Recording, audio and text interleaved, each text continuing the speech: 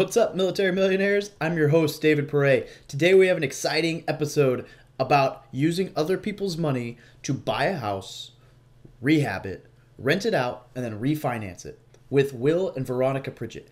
This power couple has figured out how to buy houses without a single penny out of their own pocket. If this is your first time listening, thanks for joining the community. This podcast is produced every week for your enjoyment, and show notes are found at FromMilitaryToMillionaire.com. Now relax and enjoy this week's show. You're listening to the Military Millionaire Podcast, a show about real estate investing for the working class. Stay tuned as we explore ways to help you improve your finances, build wealth through real estate, and become a person that is worth knowing.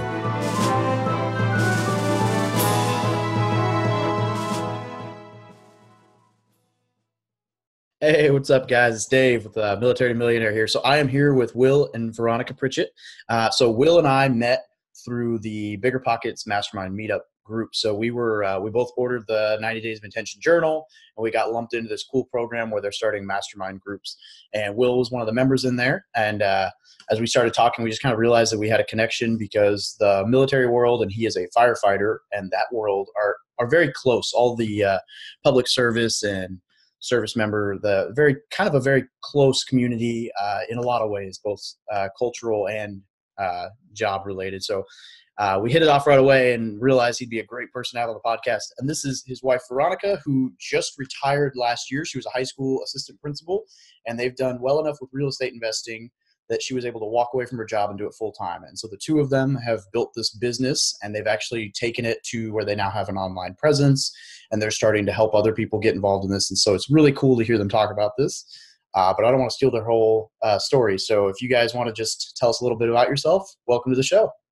Thank you. Thank you. It's good to be here. Yeah, we met on the group that was set up by Bigger Pockets, and there were so many similarities between the military and fire service, and I think we have similar goals and ideas. And so we started just with a rental house, and the house we lived in, we turned into a rental. It had been something we'd wanted to do, and it went well. Everyone had told us it was going to be terrible, and we were going to have toilet problems and middle of the night calls, and I just believed there was more upside than down. So we decided to give it a try. And at first I felt like I convinced my wife to get on board, and now she knows this business better than I do. So it was great. The first tenant, stayed. When she left the house better than she found it. I'm certain of that. Yeah. And so we kind of debunked a lot of the myths, and we started really focusing on how we treat our tenants, building good relationships with them. And we call our business Home Again Properties because we think we're buying old houses, but we're fixing them up, and we want this to be this person's home. And the home is when they move in and they bring their family in, and they can take pride in this house. And so tenant management, our relationship with our tenants, seeing them as an integral part of our business, that's a big part of what we do. Later, we got into the BRRRR techniques, using private money and buying that way and renovating. And it went from there. That was a real game changer, figuring out that method and private money and so forth. And then Veronica took a lot of her project management skills, and so she runs all of our renovation projects and all of our tenant management now. And so I'll let her tell you a little bit about that. Yeah, at the same time when we had our first house that we were trying to decide whether to sell or keep, and by then Will was really interested in investing in real estate. We both had grandparents that had invested in real estate, so that originally piqued our interest. But what really got me was at the same time we were also looking at how much to save for college tuition. Our son was 3 at the time, and we thought, when we looked at how much we needed to set aside each month just to save for college, and then we thought, well, if we keep this house and it goes well, by the time he graduates from high school, it'll be paid off or close to being paid, or pretty much paid off. So we can either sell it or do a cash out refi, or, and then have our tenants pay for his college. And that's when I was all in. I said, okay, let's try it. And then once we rented that house and everything went so well, that's when we thought, okay, we need to do this again. This wasn't as bad as we thought it was going to be. So it wasn't a bad process at all. And especially the first of the month, it was really nice to have that a little extra cash, and thought, wow, this is great. We need to do this again. So that's how we got into real estate. That's super cool. So have you ever heard Brandon Turner talks about like his strategy for replacing or for paying for his daughter's college with like the 15 or I guess like an 18-year note?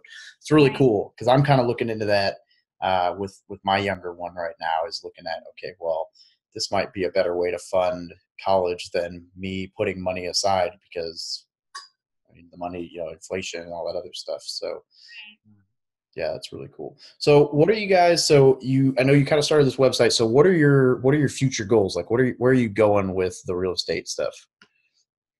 I think for right now, we're looking at continuing with the single families. We like small multis. In San Antonio, where we live, there aren't a lot of small multifamilies. The ones that we've found aren't in areas that we particularly like. We kind of have a few areas of town that we really are familiar with and comfortable with. We'll entertain some other areas, but we'd like some fourplexes and things like that. But so far, we've had better luck with singles or maybe houses with rear apartments behind them.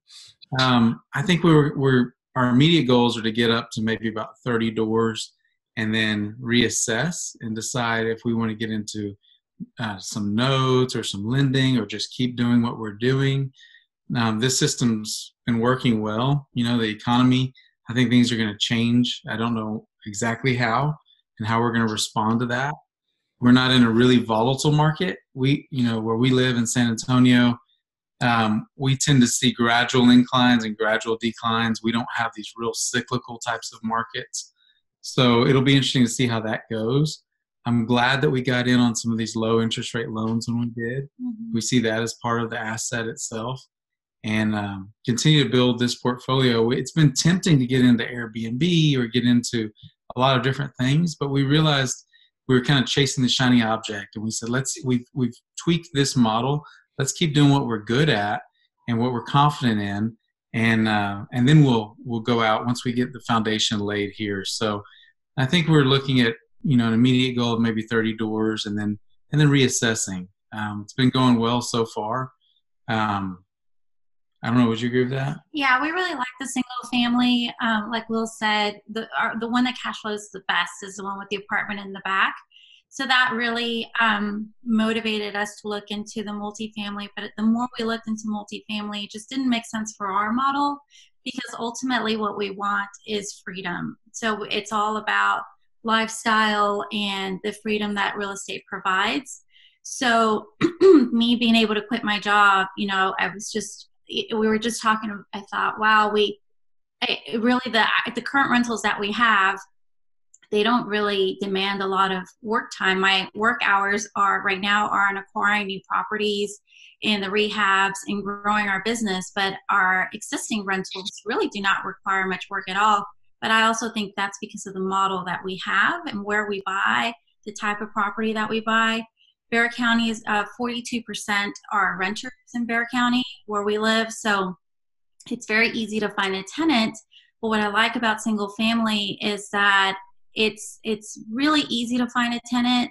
We have less vacancy. They tend to stay longer, and they're easier to sell. You don't have, because typically a multifamily, you're going to have another investor, and depending on how the economy is doing, it's a little riskier. Yeah, they might cash flow more, but I don't know that it'll offer the same amount of security and freedom that our plan is right now. Maybe later on it'll change, but for now, what we're doing is working. We go to a lot of real estate meetups and a lot of networking, and it seems like everyone has a different method and a different strategy, and it's so easy. You hear about the senior living residences, and you hear about the Airbnb, and it's like, oh, that's what we need to do. And then we're reminded about what our goals are, why we got into this in the first place. And so far it's working for us. That's actually really cool. I like that you mentioned the shiny object syndrome, because I'm terrible about shiny objects and the new strategy. And ooh, that sounds cool.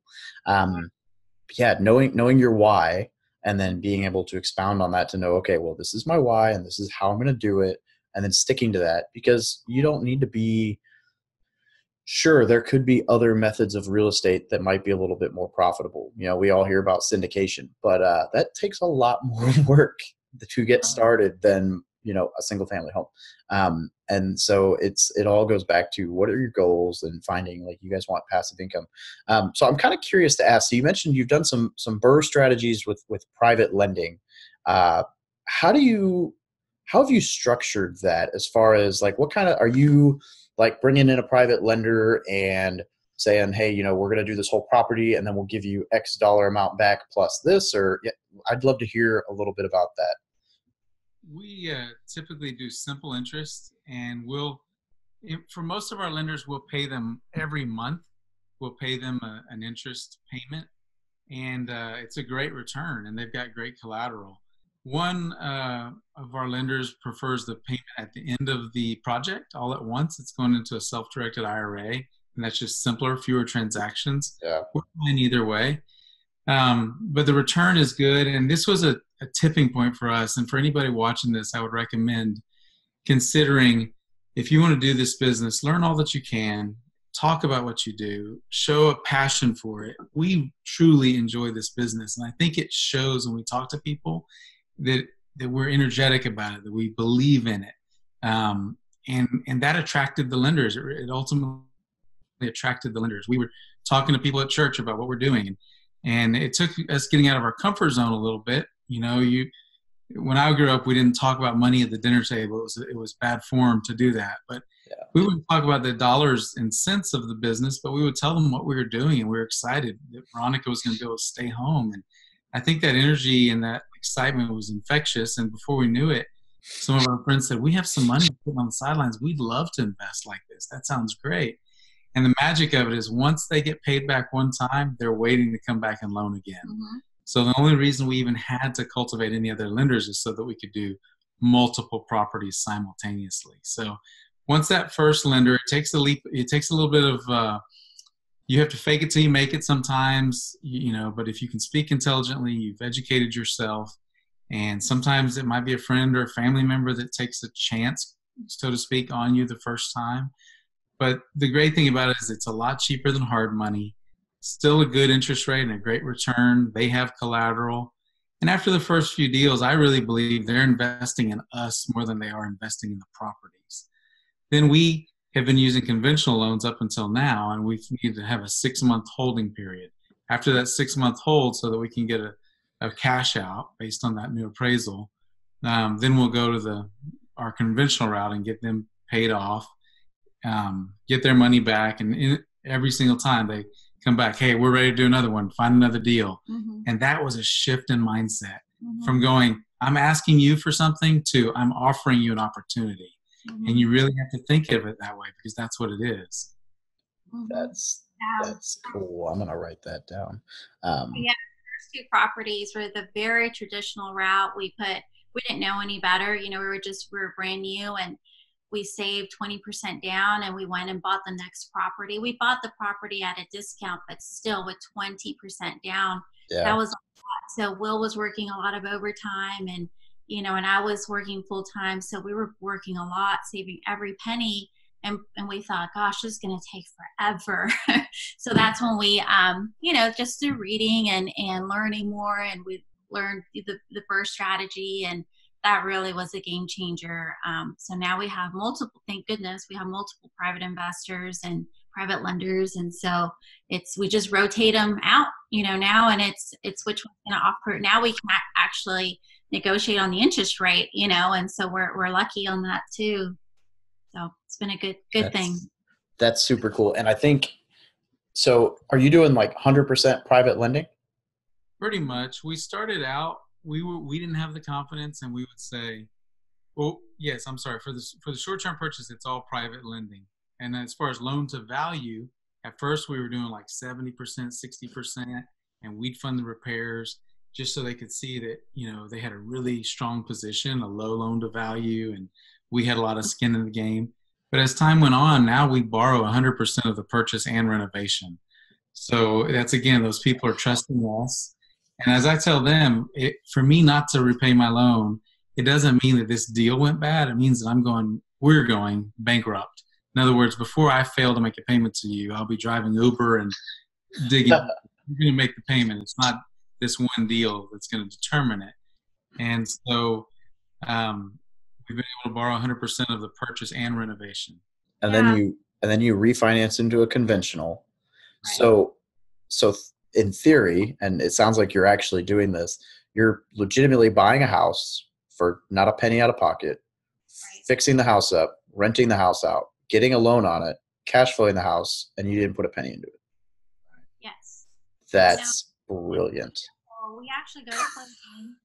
Yes, we buy a house. We just go and sign, and because they're paying for the house, the private lenders paying for the closing costs, and then we leave there, and they wire the title company will wire the remainder into our bank account, and we get to work right away on the property, and it's wonderful. It's it's almost too much, like, to believe that you guys can do. Like, I was a fan of the BRRRR strategy, and I've been looking for my first BRRRR. In fact, I'm kicking myself because I made an offer. Like, I looked at this or I had a buddy of mine, because I'm 6,000 miles away. So I called a buddy. He looked at the property for me. He got a bid on it, and by the time the bid came back, which was only like 2 or 3 days later, it was under contract. And I'm like, oh, dude, it was a good deal. I should have just gone for it before I got his bid. And it was, it's Missouri, so it's like $19,000 asking $10,000 or $20,000 to fix it. It might be worth 70, 80. But I was like waiting on the answers. It ended up coming back to me at like 18.5 to purchase. It was like 15 or 20 to renovate. And then the comp came back at 82. And I'm like, and it was already gone, but I'm like, man, I would have been like 52%, 55% loan to value. And I'm like, that's the great thing. You're not over leveraged. Even though you might not have money in it, you have equity in it that you create. Essentially, you create the equity by finding the great deal, doing the work to fix it up, and that's how you create equity. We're not big fans of being over leveraged, and that what over leveraged means is different to different people. But at the end of a BRRRR deal, you still have, with current lending guidelines, 25% equity, because you're not going to get more than the 75% loan to value. So you've got some security there. You've got some margin, and we sometimes we don't get every penny out of it. If we leave $5,000 in a deal, well, what's the ROI if you're making $400 a month and you for forever, and you put $5,000 in the deal? It's a lot better than how we started out by putting $35,000 into a deal that took us blood, sweat, and tears to earn. So creativity, digging around for deals, networking for deals, getting told no, making offers and getting beat out lots of times, like what you're describing, and you get a bunch of those no's, and then one of them connects, and it's an awesome feeling when it does. That's so cool. I really admire.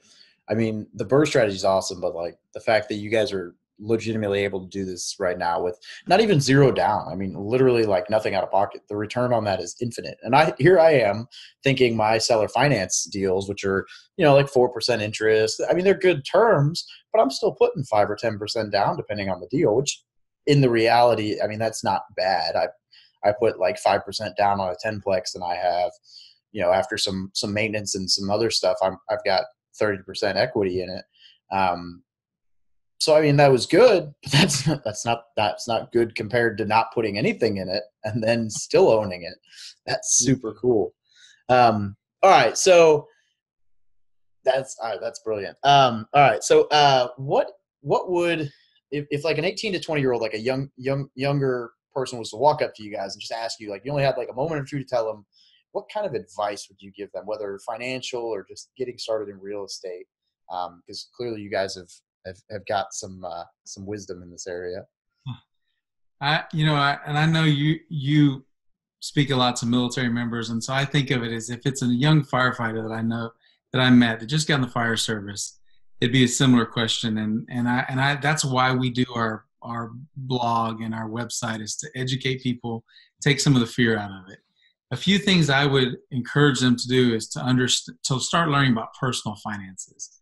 And if they have no knowledge, I'd probably start them with the Dave Ramsey book, Understanding, Managing your expenses, budgeting, realizing delayed gratification pays off. If you can avoid, if you don't need a brand new fancy car and you can drive something that's functional, if you can live with roommates.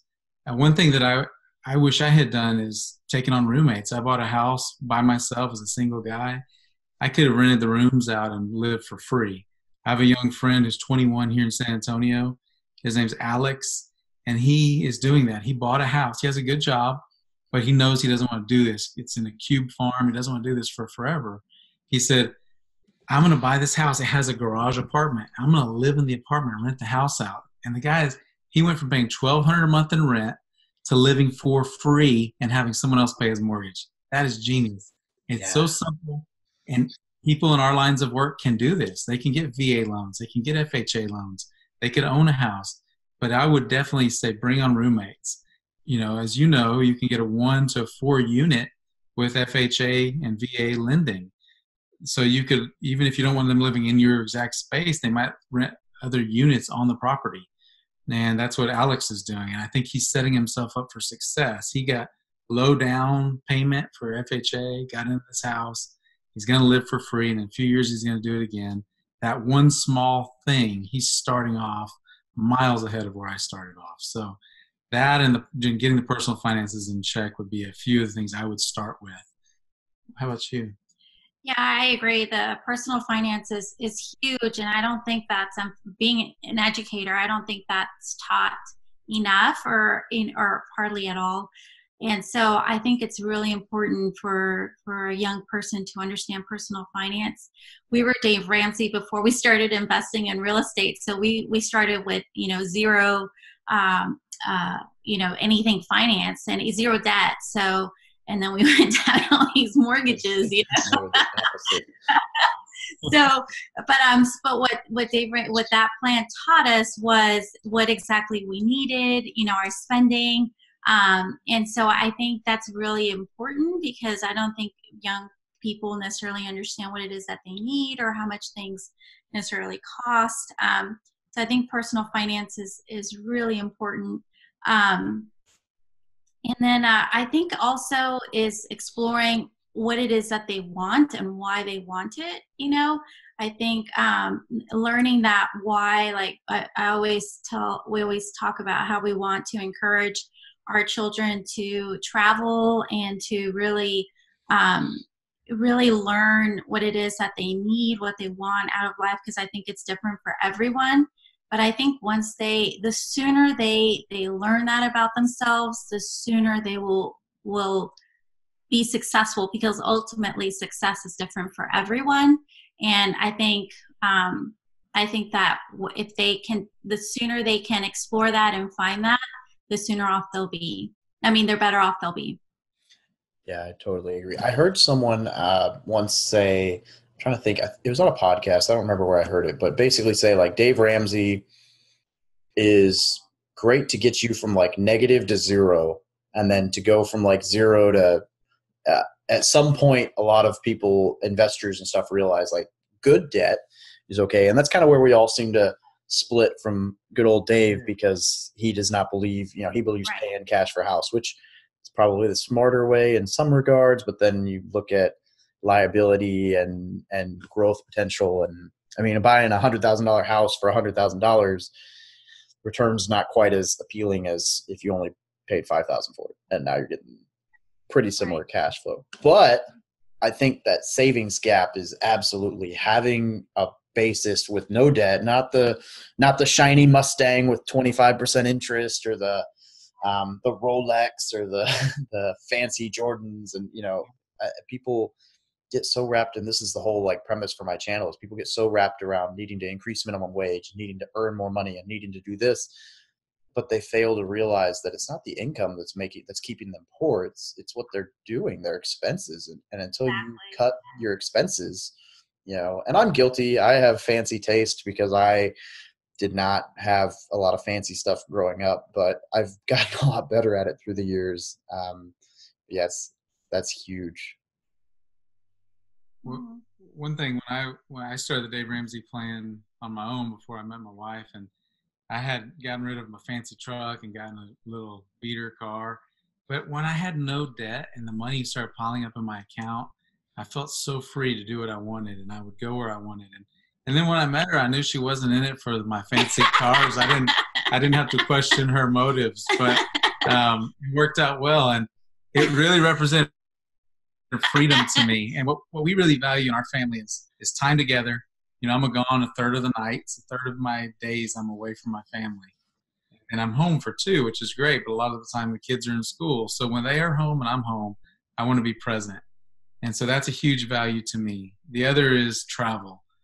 We live in a pretty modest home down a bumpy dirt road in the middle of the woods, sort of. I mean, we love it, but it's nothing fancy, and we don't aspire to something fancy. We aspire to more time with our family, and more travel. Those are the things we really value. This summer we came to Hawaii, the Big Island. We were there for 2 weeks, and Veronica was taking a few phone calls and managing a couple renovations with just a minimal amount of time on the phone here and there. And we had that freedom because of real estate, and because we'd set our priorities. We don't have fancy cars, but we could afford to go to Hawaii for 2 weeks. So I think there's an opportunity cost for everything. We could have foregone that trip and had a fancier car, but we opted the other way. So realizing that every opportunity, there's opportunity cost, and understanding that and prioritizing. If someone loves fancy cars, there's nothing wrong with that.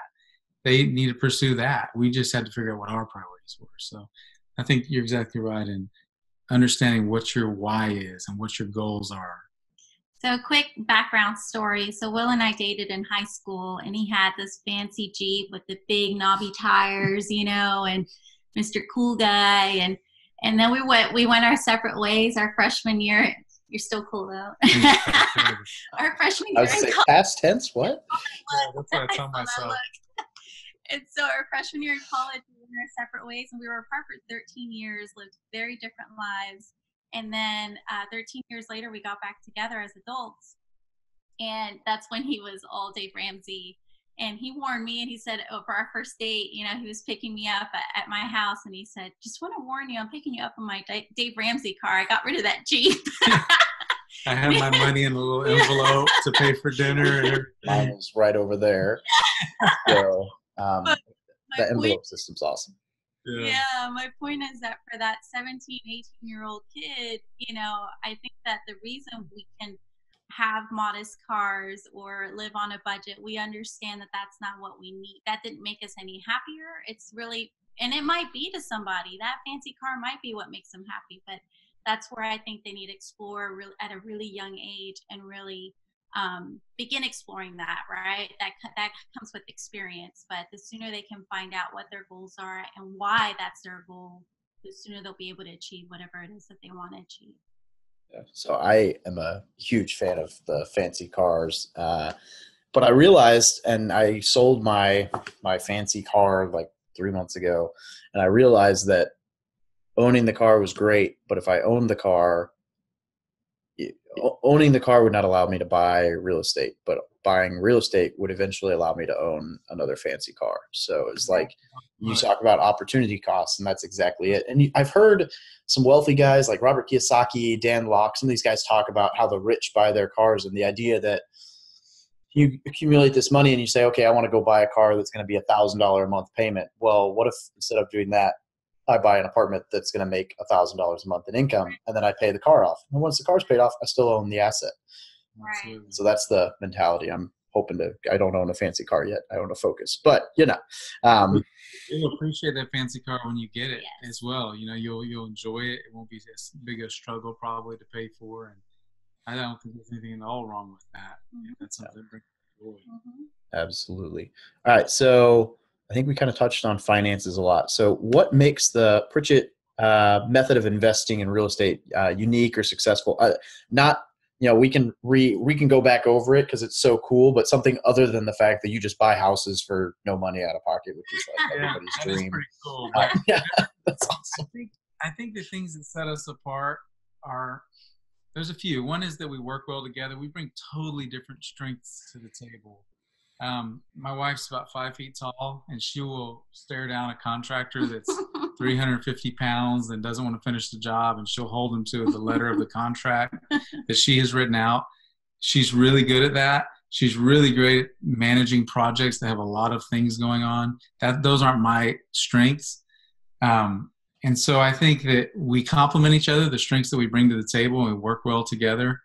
And then I think the tenant relationship is a big one for us. So when we fix our houses up, in our neighborhood, in our city, we're below the median house price. The house, the after repaired value, or ARV, is still beneath the median home price in town. So in our city, that's generally below about $160,000.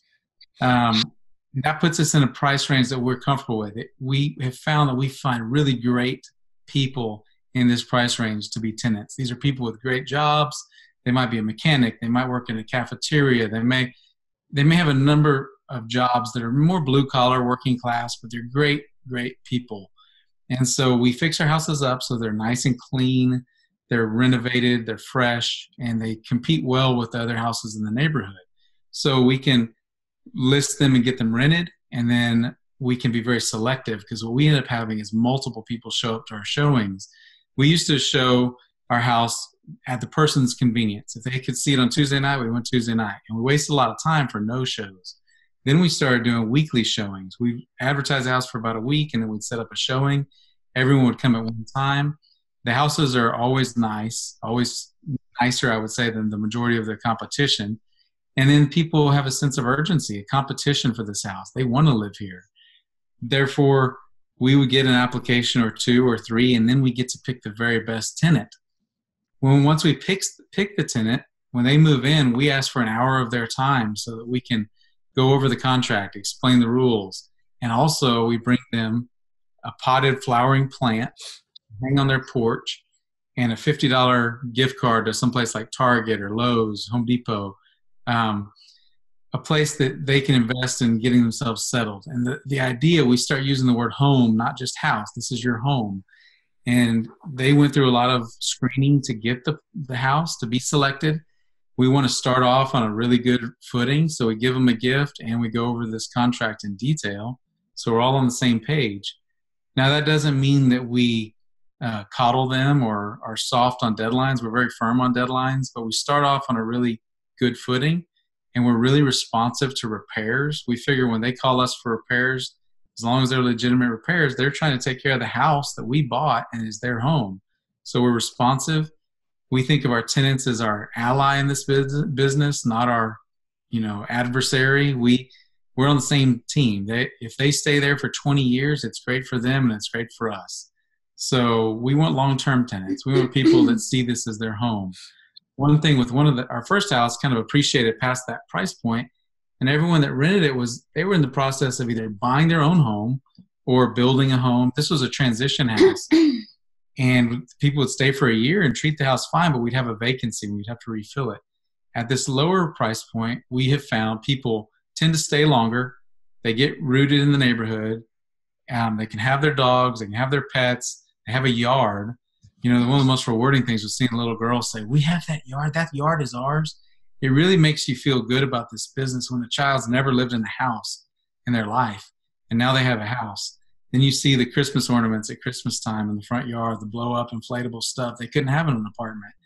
And you realize that you are providing a home to these people. So we take a lot of pride in the way we deal and relate to our tenants. We send them Christmas cards.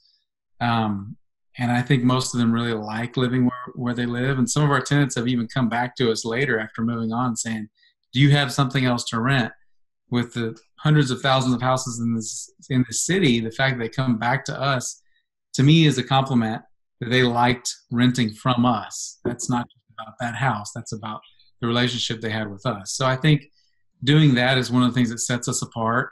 And just our enthusiasm for the business. I think a lot of the good in our businesses come from the enthusiasm we show. I can talk about this for hours on end. You and I have already had several hours of conversation, in our mastermind about these topics. We share this passion for this, and I see the good it can bring to young military members, young firefighters, young teachers, young people that otherwise are going to be in a certain income bracket due to the nature of the jobs they choose to help their fellow man. They're doing noble jobs, but none of us are going to get rich doing these noble jobs. we're only going to gain greater wealth by learning more about personal finance, about investment. And so I want to inspire other people. That's what I want to do. So I think that's one of the things that sets us apart as well. So that was long-winded, but those are a few of the things I think set us apart and make our business unique. No, that's really cool. I've seen, I'm trying to think what Facebook group it was. Maybe it was Military Landlord. Someone talking about how they bought all their tenants like a $20 gift card, $25 gift card for Christmas. Or they bought, there was someone else who bought, oh man, it was like, I don't know, like some kitchen appliance they got it for super cheap on Black Friday, but it was a quality appliance, and here you go. And everyone's like, oh man, why would you do that? You're cutting in your cash flow. And I'm like, no, that's smart, because now you're creating a tenant who wants to be there, and the opportunity for them to trash the place is a lot less when they treat it as their own place. I like the potted plant idea. That's pretty cool. I would never have thought about that. They really appreciate it. The Christmas cards, we did also do a gift card, and half of our tenants, I think, have texted or written us back letters thanking us. And so, it's $25, and if $25 is going to game changer in your business, in a year's time, maybe rethink your business model. But what that buys is loyalty. It buys that sense of that we appreciate them, and the longer they stay in that house, the better for our business. Mm-hmm. Yeah, I think just to add on to what he pretty much covered everything, but I just want to emphasize the relationship part. I think what sets us apart too in our property management piece is that we put a lot of work up front, and I think maybe a lot of people that struggle with their tenants maybe didn't do all of the work up front, and that's from selecting the right property. When we walk through properties, it's picking the right property, and it's doing the right repairs. It has to be trendy enough, but you don't want to over improve, so you want it to still be, it's still a business. And then doing all the background checks. But another thing that we do too is whenever we acquire a new property, we go and knock on all the doors around that house, because the people that are going to care the most about your property are your neighbors. They're going to care about what's going on, who's coming and leaving, how they're taking care of the property. So it's another set of eyes on that property. So we go and introduce ourselves, and we tell them what we do, and we tell them that we take full responsibility for who is going to live there, because ultimately, that relationship is really important too. The tenant might move, but that neighbor might still be living there. And so now we have extra sets of eyes in those neighborhoods. So now those people are calling us and letting us know if there's, so-and-so is moving, or this so-and-so needs to sell their house, because they know we take good care of the property. All of our tenants, we tell them, whenever they call for any kind of repair, we try to repair it within 24 hours. So we go above and beyond, but we are sticklers about deadlines, about rent, about, it's not a charity. We're going to go above and beyond, but we also expect them to, hold up their end of the deal. And so far it's worked out. It's worked out that it's balancing having that relationship, but it's still business. It's, that they're not going to abuse the fact that we're going above and beyond and establishing this relationship. That's really cool. I like that. I like all of that.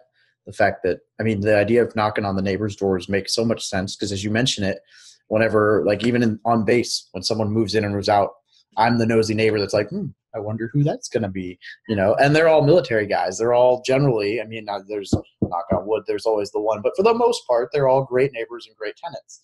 Mm-hmm. But in my neighborhood back home, if someone was moving back into the house next door, I'd be like, who's that? What's this? Dude, super nosy. And so, but the nosy neighbor never really comes over to say anything. So to be one to go up and say hi and introduce yourself, I think that's a great play.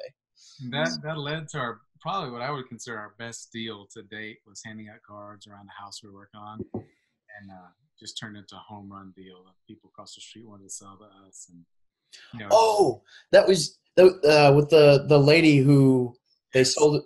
Yeah, we got a moment or two. That's a really cool story. You gotta tell us, because I'll try to give the abbreviated version. So on my Yeah, I forgot that was you. the last post was, I think I called it my midnight infomercial house. It's the one that if I was selling you a course, I'd say, and this is how great it can be, because it was really a home run deal. But Veronica went and met the neighbors, handed out our cards, and just talked to them. And hey, we like she said, we take pride in the neighborhood. We take pride in who we're bringing into your neighborhood. And we want to know if there's issues. Please let us know. And if you hear of anyone wanting to sell, because they can see a house across the street that we're renovating. We're making their neighborhood more attractive. We're making it nice. And so this couple called us and said, we'd like to sell our house. Would you like to see it? And I went and saw it, and I kind of, my stomach sunk. I said, this house is too pretty. This isn't a house that needs renovation. There's no way I can buy this at a discount. And I told them that. I said, listen, I would go to a realtor and sell this. You can sell it for top dollar. I can't pay top dollar. It's a business. Went home, ran the numbers, and I made him an offer. I said, here's my cash offer. But for top dollar, you need to go to a realtor. You can sell this for more. I knew what the house across the street rented for, so I had pretty good, reliable numbers. I knew what it was appraised at. And we didn't hear from him for a few months. And then one day the man called me back, and luckily I had notes. And I said, he said, would you still like to buy my house? I said, absolutely. I love your house. But this is still my offer. Because that sounds good. And so where are y'all going to live? Where are you moving to? And he said, well, that's the thing. We'd like to rent it back from you. And basically what they wanted, they didn't have any heirs to leave their house to. They didn't want any unexpected repairs if the AC went out or the oven or the stove. They wanted to have a set monthly rent, and they wanted to get their equity to live on and enjoy. So they rented back from us, and we wrote into the lease, we will only go up a minimal amount if necessary to keep up with taxes, and that's all. So they can hopefully stay there the rest of their lives. I think we fixed the one doorknob there in the time we've owned it. It's literally been zero renovation. They cashed us out. We paid off our lender. We put a little bit of money in our pocket at the end of the deal, and it was just seamless. There was 0 days of vacancy because they went from owners to tenants from one day to the next. And we have $0 in that house, and it brings in a few $100s a month in cash flow. We've got over 25, probably 30+% equity. And that was just by being creative. And when I asked them, why'd you sell to us? They said, because we trusted you, because you gave us options. We weren't trying to swindle them. This business has to be something you can hold your head up high and know that you're doing something good and you're providing a service. We're not in the business of taking advantage of people, but if we can solve their problem and give them other options and we're the best option, by all means, we'll do that. And it's been a great relationship. They've written referrals for our website and our Facebook page because they still feel happy with their decision and with going with us. So we even had our kids with us, I think, when we signed the contract, run around the house, and they're a super sweet couple. So that was really a great deal. And it just came from handing out cards and getting to know the neighbors. Mm-hmm. Yeah. And you don't have to worry about the crazy tenant because they love the house. That's super cool. All right. So moving along, one of my next questions, I'm dropping my pen. That's going to make all kinds of noise on the mic. And people are going to be like, wow, he's so unprofessional. I'm fidgeting. What is one resource, book, course, website that you would recommend for anybody looking to get started in real estate? Man, it's hard not to go back to Bigger Pockets if you had to say one thing. I know. I try not to plug them, but I do every time. Yeah, it's hard not to because we started on trips to Georgia to see family, and they started their podcast out. They were, new, and the podcast was brand new. I think we listened to some of the first episodes they ever put out. Listened to it on the road. I think I've heard almost every single episode over the years. You can listen to it on the road. You can learn ways other people do this. And, the forums, you can ask questions and you'll get varying opinions, but you can just take those with a grain of salt and come up with your own perspectives. And so I've gotten the bulk of my education through that website, either the forums or the podcasts, even the books. So if I had to point to just one, that would probably be the one. Mm-hmm. We've got a bunch of books back here on real estate, and there's a ton of good ones. But if you were to go to one place, that would probably be it. And I think we can, with technology now, we can get so much education on our commutes, our drive time, between podcasts, audiobooks. There's just so much great information available We hope to contribute to that, just like you're doing, is helping educate people. I don't know that I could pick just one resource that's as powerful, though, as that site. Yeah, I would agree. Yeah, I actually think the same thing. In fact, I'll have a link down in the show notes for if you want to go check out the Bigger Pockets website. Man, that place, I mean, it changed my life. That was when I first got started, I read Rich Dad Poor Dad, which everybody attributes all the success to. And then I was like, oh man, I have all these questions. And I'm like sitting at my computer Googling, and everything I Googled came up: Bigger Pockets Forum, Bigger Pockets Podcast, Bigger Pockets Book, Bigger Pockets Forum, and finally I was like, okay, well, I'm just going to go to Bigger Pockets website and ask the question there because it'll save me the trip to Google. Wow. And man, like the podcast and everything, you're not going to find a better, I mean, you might find a better resource. I don't know. I'm not going to say you won't, but yeah, they're awesome. And yeah, totally worth checking out. So, all right. So before we wrap up, is there anything you guys want to add? Any parting advice or big ideas, or aside from buying houses for free? Yeah, I think I'm not jealous at all because I haven't figured that out yet. I think with everything that we're talking about, it's what's worked for us. It doesn't mean it's the only way or the right way. There are people that will do great with senior housing and Airbnb. There's a ton of ways to find opportunity in this business. This is just one way. This is our way.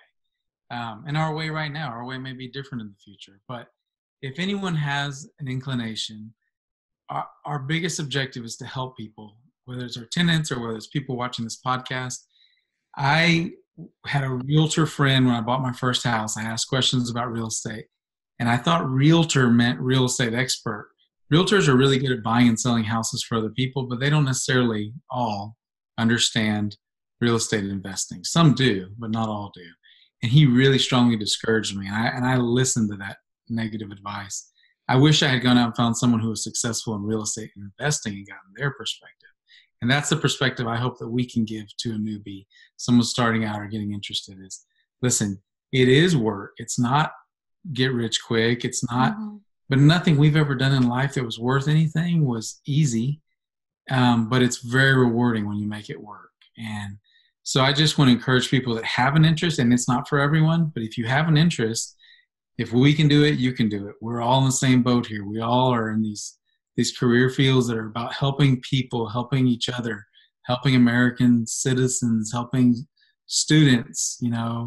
That's what we do. And we, but we don't get paid a lot for these jobs. So learning about finances, learning about real estate, I think real estate is a really good way to magnify your finances, your ability to earn money.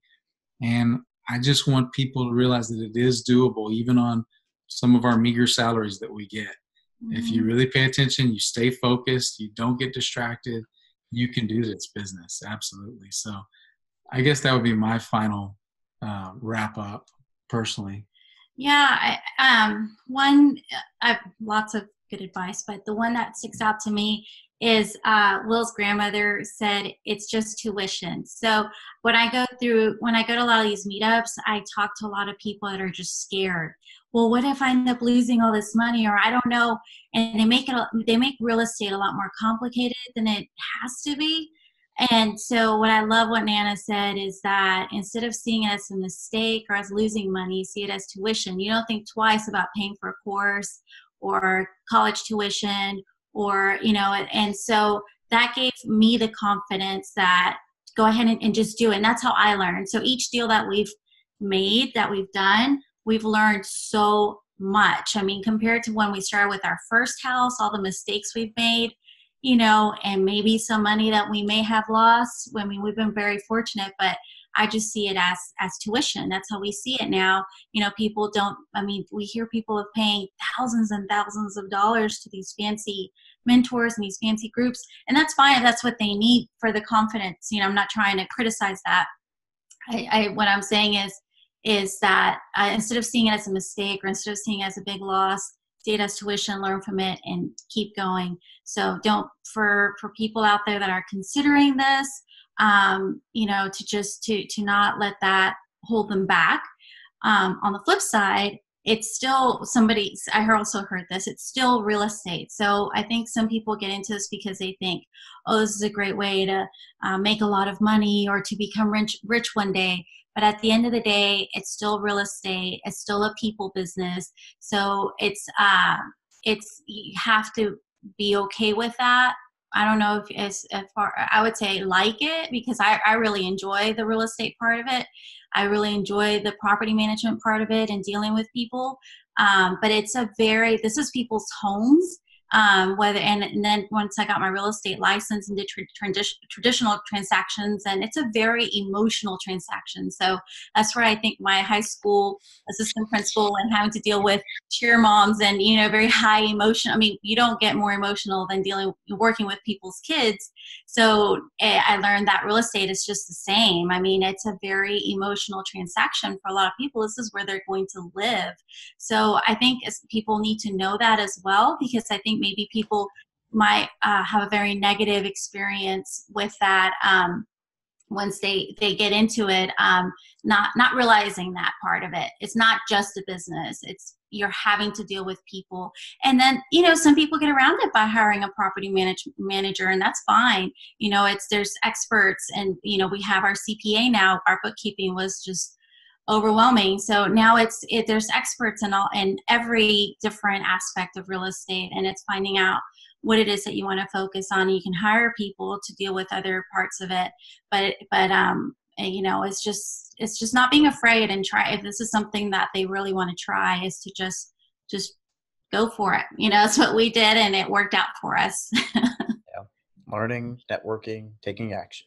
That's what I tell everyone. All right. So where can people get a hold of you? This is the part where I'm supposed to tell you plug your website. Oh, yeah. But where can people get a hold of you guys? HomeAgainSA.com. HomeAgainSA for San Antonio.com. And we have, I have to look and see what the Home Again properties on Facebook. I believe it's at Home Again Prop, at Home Again PROP. And we try to, on both of those, the website's a little newer to us. On the Facebook page, we try to show projects we're working on. We're getting into sharing more of the numbers. We have a foundation job that's just horrendous on there, a video we took, and that got a lot of people's interest because it's going to be a good deal. But we took on a house that needed a complete, 6-inch lift of a concrete foundation, and it looked like the house was just full of mud. Went from this nice looking house, and so we like to show the transformations and talk about the projects we're working on.